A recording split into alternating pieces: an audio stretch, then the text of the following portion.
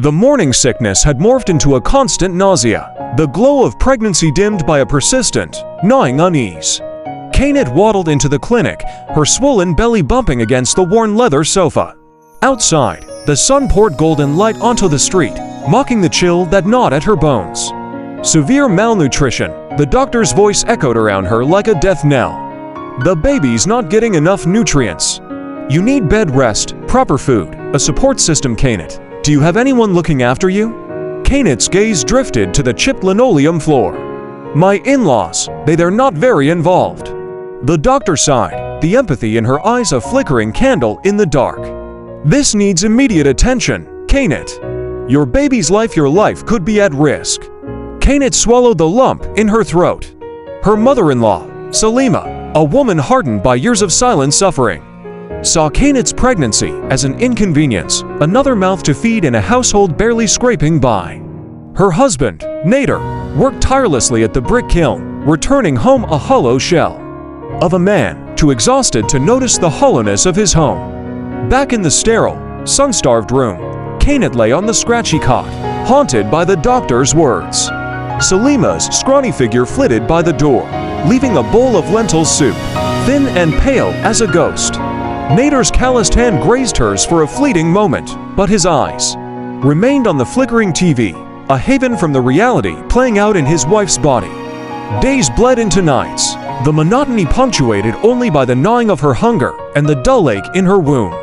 Salima's visits became rarer, the lentil soup replaced by scraps. Nader's touch vanished altogether, replaced by the distant rumble of his snores from the floor mattress. One day, a sharp, searing pain ripped through Kainat. A scream clawed its way out of her throat, echoing in the silent room. Salima entered, her face a mask of annoyance. Screaming won't help, Kainat, be quiet.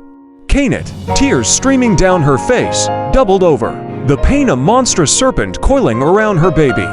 Time ceased to exist, measured only in the crescendo of her screams and the hollow silence that followed. Hours later, the doctor's face appeared above her, etched with a sadness deeper than the trenches on Salima's face. Kainat, I am so sorry, we couldn't save the baby. The world became a blurry watercolor, sounds muted, colors bled out. Kainat felt lighter, the weight of the child gone, but instead, a hollow emptiness gnawed at her soul.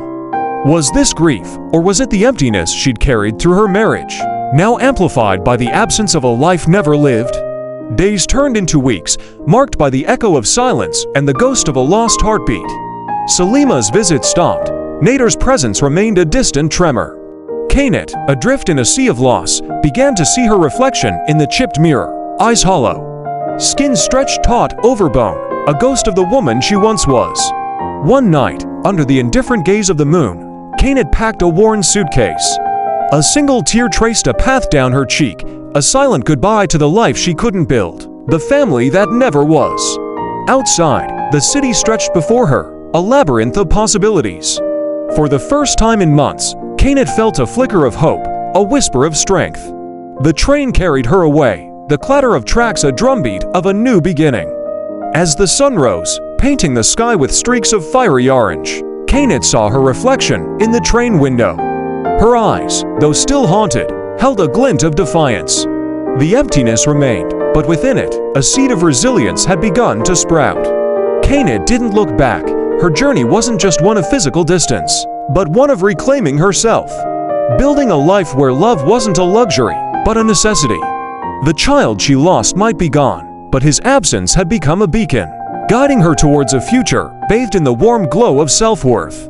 And in the years that followed, Kainat built a life of her own, one brick at a time. She found a job, a friend, a home of fragile ecosystem nurturing the wilted flowers of her spirit.